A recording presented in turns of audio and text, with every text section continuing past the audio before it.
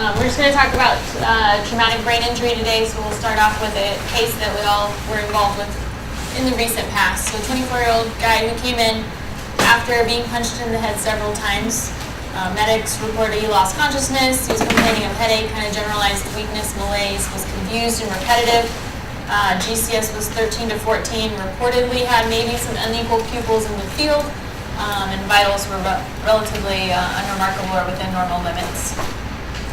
When he got to us, he had a heart rate of 43, but otherwise relatively normal vitals. He was confused, but a GCS of 14. Really had no external signs of trauma, complained of some C-spine tenderness with palpation. Pupils were equal on our examination. His initial chest and pelvis and fast were all unremarkable, and labs were relatively unremarkable. So given this story, what kind of injuries would you suspect, or things that you would be concerned for? Sure, so given the topic that we're discussing, head injury, facial fractures, neck, C-spine injuries, so what kind of things, what are your priorities in kind of the initial workup and management of this patient?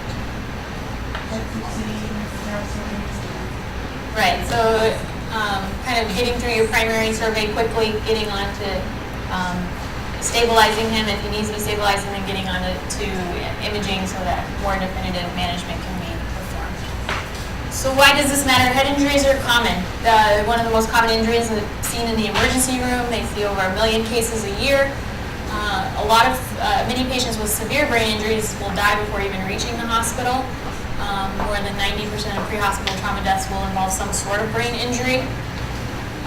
Patients who do receive care for their brain injuries most luckily are categorized as minor.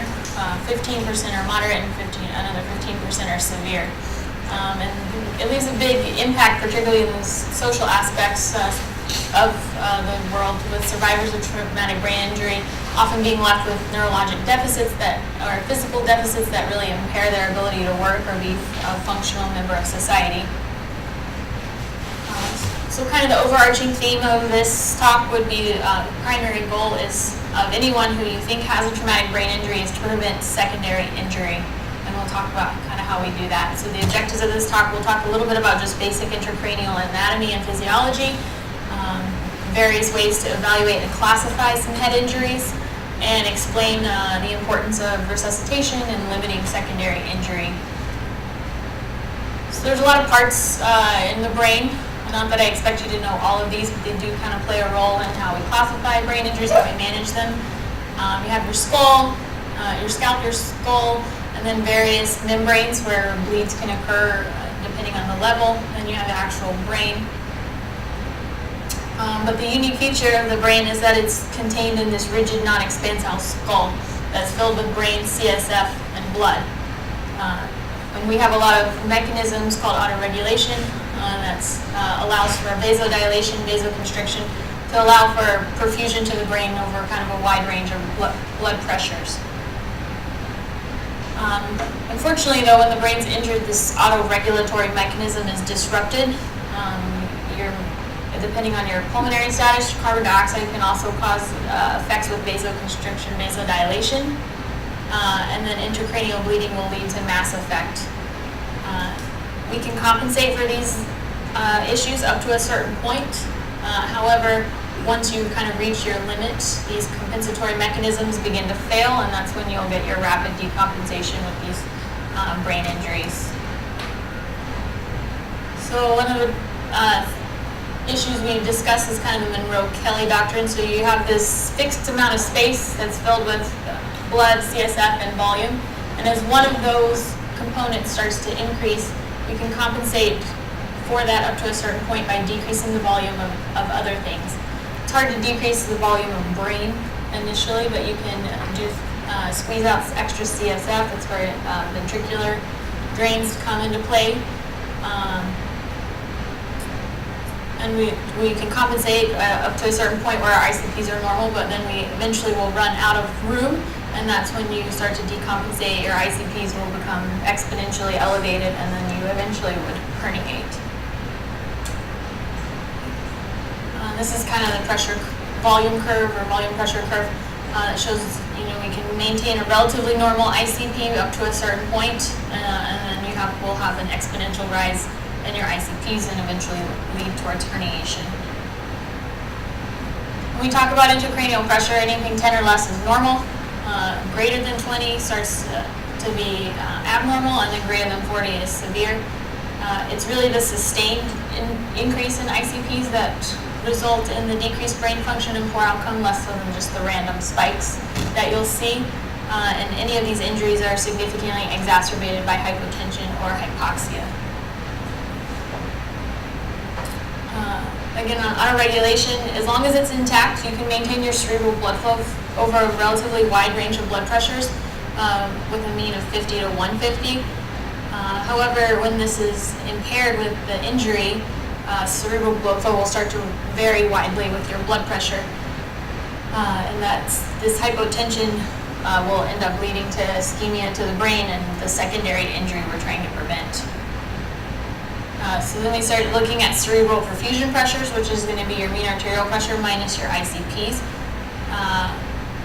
And we try to maintain at least a cerebral perfusion pressure of at least 60 to maintain that perfusion to the brain. So once the patient is volume resuscitated, or you think is in a relatively euvolemic state, then we would start to think about pressor support to try to maintain those blood pressures. And really, any episode of hypotension in the early period of these patients leads to significant morbidity and mortality. So we'll move on to the various types of brain injury. One way to classify them is based on mechanism alone. Most of the brain injury we see is related to blunt trauma. These can be further subclassified into high velocity or low velocity. High velocity would include things like motorcycle accidents or motor vehicle accidents. Low velocity would be like the old person who had a ground level fall or an assault. Penetrating brain injuries are less common, but would be things like gunshot wounds and stab wounds. You can also classify them based on the morphology of their skull fractures, whether it involves the vault of the skull or the top, kind of the top of the head. These can be linear fractures or stellate fractures, depressed or non-depressed, open or closed. There's also basilar skull fractures, which are going to be more at the base of the skull or lower down. These are more commonly seen with CSF leaks or blunt cerebrovascular injuries, and can have some cranial nerve palsies. These are the ones where we will often obtain a CTA of the neck to rule out associated cerebrovascular injury. Brain injuries can also be classified based on their severity or GCS score. Minor brain injuries, patients may be a little confused or repetitive, but their neurologic exam is mostly normal. Their GCS will range between 13 and 15. Moderate brain injuries will have a GCS of 9 to 12, and severe injuries, GCS of 3 to 8. And I'm sure all of you are very familiar with Glasgow-Coma scale at this point. Probably the most common way we'll classify brain injuries is based on the type of intracranial lesions. We have our focal lesions, which would include things like epidural, hematomas, subdural hemorrhage, subarachnoids, intraparenchymals. There's some cartoons kind of displaying where those would be located. And then you can also have your more diffuse injuries, which would include things like concussions, contusions, diffuse axonal injury. Just to get a better idea of where the bleeds would be located, epidural hematomas. The classic scenario of someone presenting with this would be they sustained some sort of trauma to the head. They maybe lost consciousness initially. They often will have some sort of lucid interval and then a rapid decline in their neurologic status. It's often associated with a direct blow to the head or an associated skull fracture. They often will have this lenticular or biconvex shape, as you see here in the picture. And it kind of pushes the dura away from the inner lining of the skull and compresses the brain. The common place for these to be located are going to be in the frontal or temporal lobe areas, and classically is related to a middle meningeal artery injury. If these aren't treated aggressively, they can be rapidly fatal and oftentimes will require surgical intervention for evacuation of these hematomas. Subdurals are probably more common. These will often involve involve a shearing or a tearing of the venous bridging veins in the cerebral cortex. The blood will tend to gathers in the inner layer of just underneath the dura mater and superior to the arachnoid matter, and will layer out kind of over the whole surface of the brain to produce kind of this concave or crescent shape that you see in the picture here. And really the morbidity mortality is more likely to be secondary to the underlying brain injury. Depending on the size of these bleeds and their neurologic exam on presentation, sometimes these will be surgical in nature to evacuate the hematoma. It doesn't project as well as I thought it would, but kind of the difference between an epidural and subdural. Any questions about those two? Moving on to subarachnoid hemorrhage. This occurs with bleeding into the area between the arachnoid membrane and pia mater. They tend to kind of surround the curves of the brain. They can be traumatic or spontaneous in nature, i.e. like a ruptured aneurysm. Oftentimes these are not surgical because there's usually not one focal lesion to evacuate or treat. And then a lot of times neurosurgery will like to get in a CT angio of the brain to assess for the presence of aneurysms, because if there are aneurysms, that might be amenable to some interventional angiographic procedure to clip the aneurysm or stop the bleeding that way. Intraparenchymal hemorrhage are commonly found in the frontal or temporal lobes. You will often see what we call the coup contra coup pattern, where there will be blood or injury directly under the part of the head that took the hit, and then the brain kind of ricochets off the opposite side of the skull and also produces an injury there. You can kind of see it on this picture on the right, where there was some sort of force sustained probably to the front of the forehead and then bounced off the back or the left parietal region there. These will tend to evolve over the first 12 to 24 hours, so we will often get repeat head scans.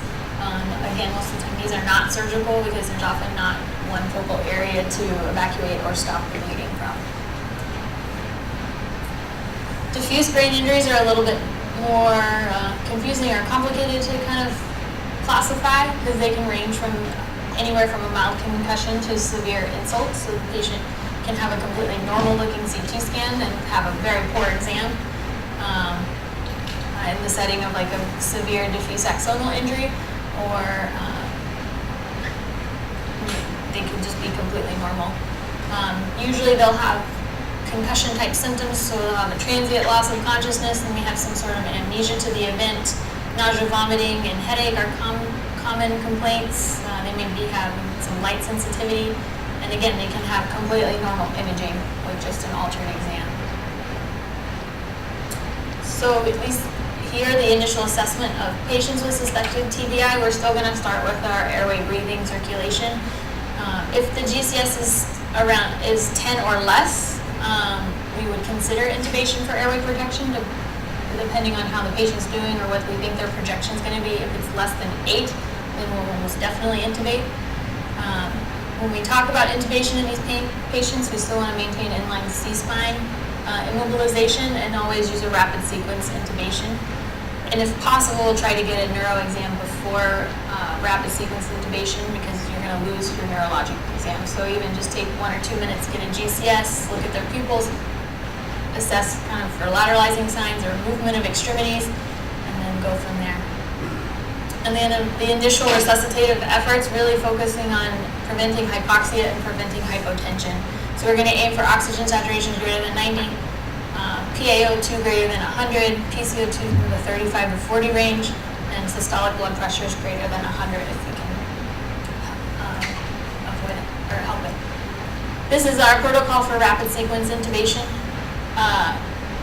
So again, we're going to do inline C-spine mobilization. The usual drugs we will use for intubation would be etomidate and then some sort of paralytic like succinylcholine or rocuronium. We try to avoid propofol or not use propofol in these patients just simply because you don't know necessarily what their volume status is or how their blood pressure will respond to it. And if we're trying to prevent hypotension, propofol really won't help you initially. So not that you can't use propofol, it's just more likely to cause hypotension, so we tend to avoid it here. And then after intubation, obviously we get a chest x-ray, insert our OG tube, Foley's, and get them on to their next destination. Following the primary survey, once we've stabilized all those things, we move on to the secondary survey, get what history we're able to perform. Frequent neurologic reassessments is key because they can decline kind of right in front of your eyes. We'll get our adjuncts and labs like chest x-ray, pelvis x-ray fast, and then any additional imaging usually will include a CT of the head and C-spine as well as any other scans that may be deemed medically necessary at that time. We try to get through this relatively quickly, so we might push you through the resuscitation, but it's really to get them onto scans and into the unit and onto their additional resuscitation. So how do we decide whether someone needs a head CT or not?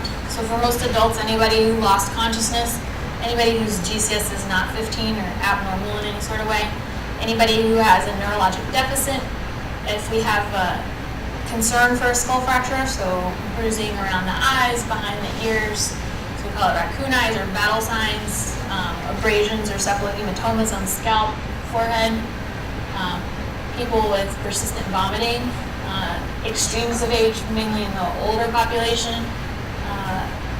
They're often on blood thinners or antiplatelet therapies that may increase their risk for having a head injury or head bleed. Anybody who has limited or no recall of the event, and anyone who complains of a severe headache. So after our initial evaluation in the trauma bay, we'll admit them to the appropriate level of care. Obviously, anybody with any severe or traumatic brain injury or focal intracranial lesion will be admitted to the ICU. We're going to focus on our oxygenation to avoid hypoxia, target ventilation with PCO2 in the 35 to 40 range, and then work on our volume resuscitation to avoid hypotension.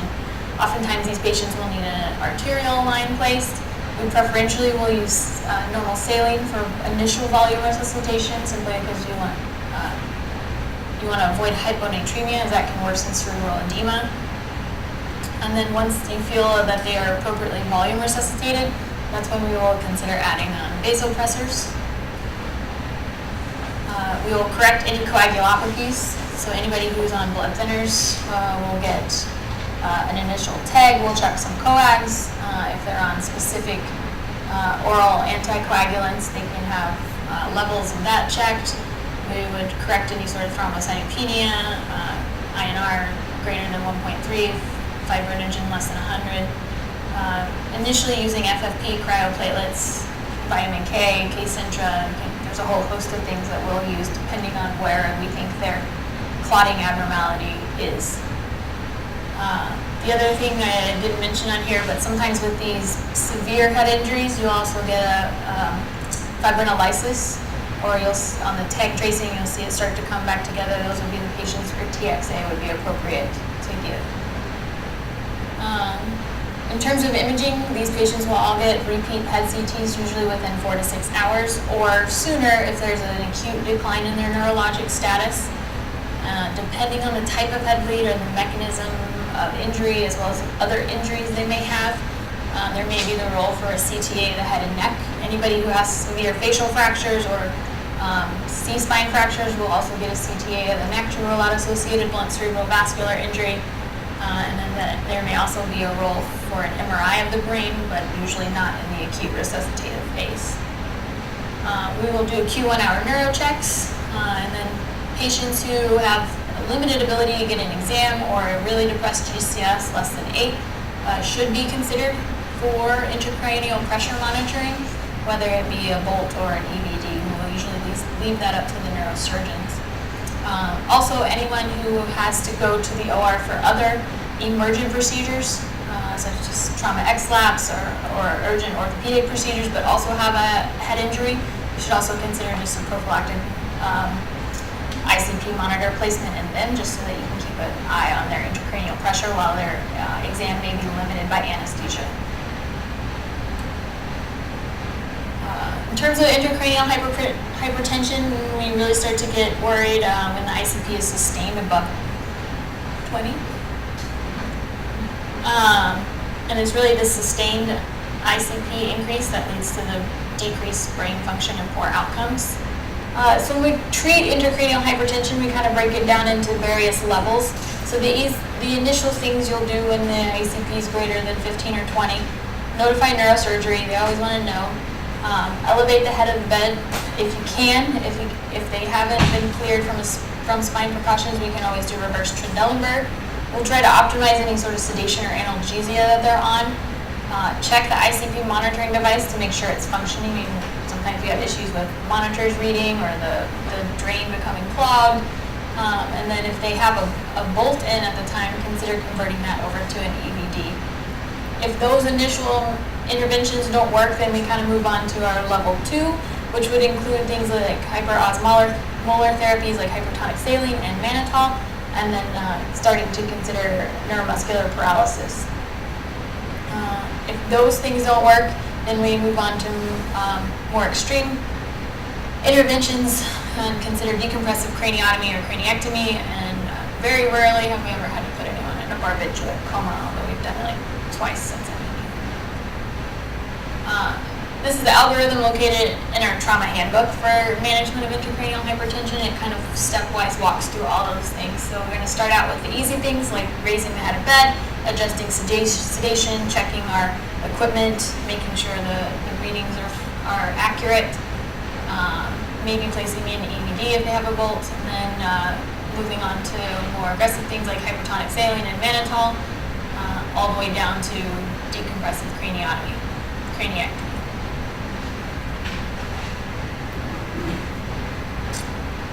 Other things that we need to think about when we're talking about traumatic brain injuries would be anti-seizure prophylaxis. Most people here get placed on Keppra.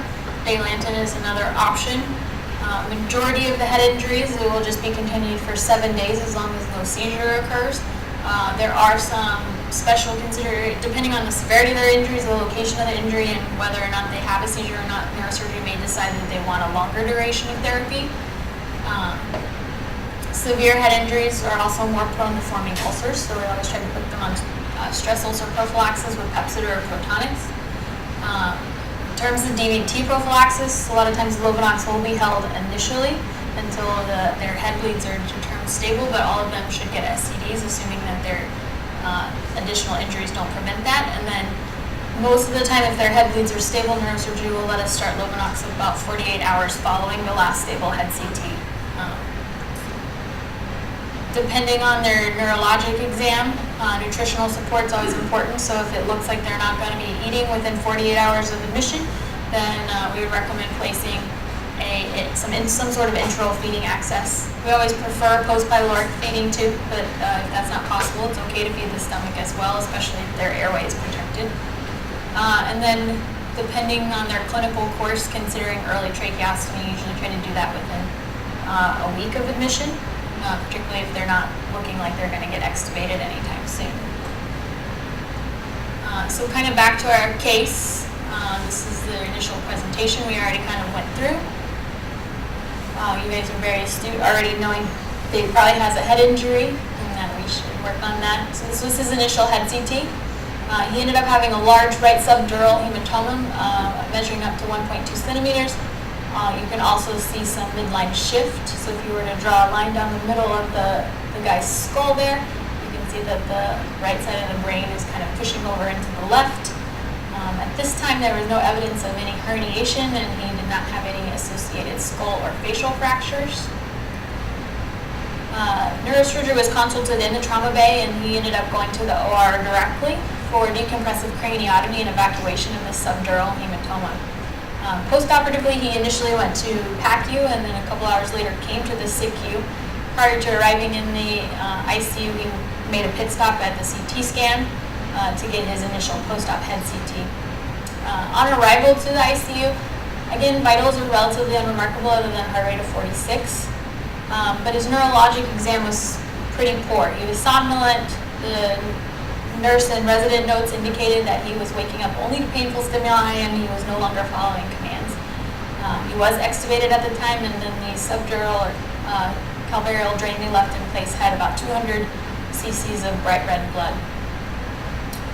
Both the trauma team and the neurosurgery teams were notified promptly by the nurse who arrived, and they examined him and looked at his post-op head CT, which again showed interval post-surgical changes, so you can see where they made their craniotomy site, but you also see that there is a pretty large residual subdural hematoma there with decreased but persistent midline shift. No additional bleeds were identified. So given these findings, they actually took him back to the operating room that same day for a repeat right craniotomy with evacuation of the recurrent subdural. Much more successful this time, and this was his second post-op head CT. This time he was left intubated but had a better neurological exam, eventually got to a GCS of 11T. This is his following post-op scan. So other than post-surgical changes, you don't really see any residual blood products. His midline shift is much improved, and he was extubated on post-op day 1. He kind of got normalized over the next couple of days, transferred to the floor, but then on day 5 had some complaints of left-sided weakness, particularly in the hand, and maybe some worsening of a left-sided facial droop. Again, got a repeat head CT, which showed some older blood products, but you can see the bright white stuff, which would indicate new bleeding. He was transferred back down to the ICU for close neurologic monitoring, but over the next couple of days, he ended up developing some seizures that became more and more refractory. He eventually needed to be intubated and placed on propofol for management of his status epilepticus. And then finally went back a third time to the OR where he actually had a craniectomy, evacuation of his blood products, and then returned to the ICU after that. Following this third trip to the OR, he did well. He had no further seizure activity, was eventually extubated, and over the course of a couple of days normalized, and then transferred to Balboa for ongoing rehab. And just so you can have a happy ending, he did end up graduating with his SEAL team. They came here and pinned him out in the courtyard, and actually voted him the best, or the most likely to be a successful leader in his group. So he ended up doing well. Any questions about any of that?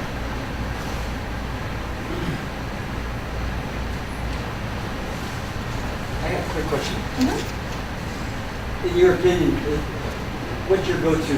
Imagine how 3% initially had someone suspected that you're going to draw in. And I think it depends. For me, it depends on other injuries that I think they might have. If they're completely banged up, like pelvic fractures, intra-abdominal injuries, they're going to be hypotensive. I will start with 3% because it's less likely to cause hypotension.